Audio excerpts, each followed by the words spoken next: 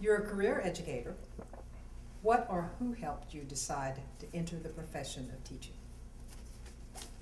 Well, it was progressively incidental,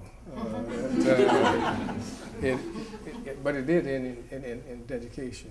I was inducted into service in 1943, and my first assignment was what is now the airport was then the Army Air Base.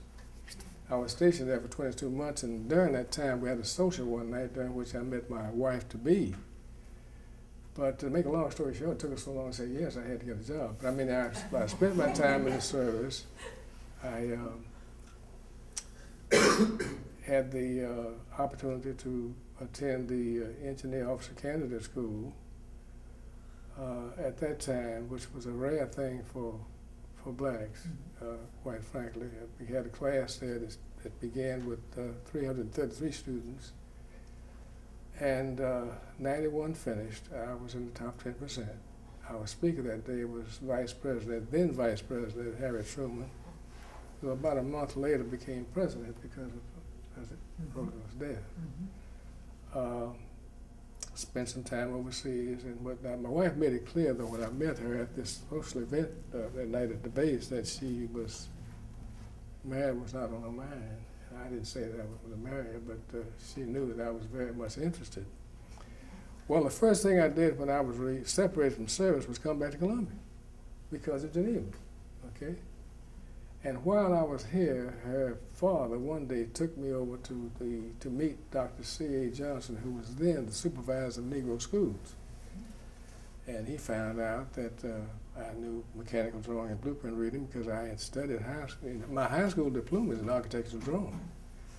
And Don Lev White graduated from University of Michigan, master's and bachelor's in architecture, and Louis C. Fry graduated from University of Kansas with a bachelor's and master's degree in architecture. So when he found out, he let me know that he was thinking about installing 2 subjects.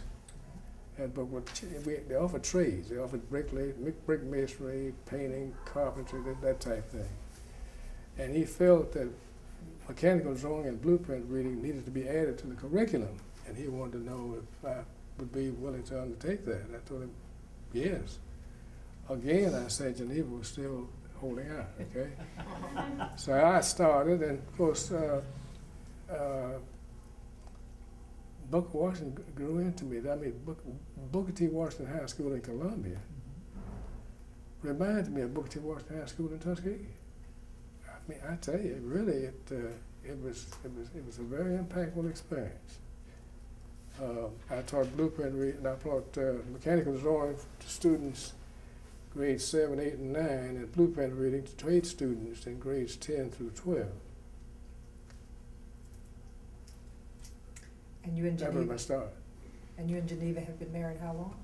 63 years. She finally said yes in 1947. So.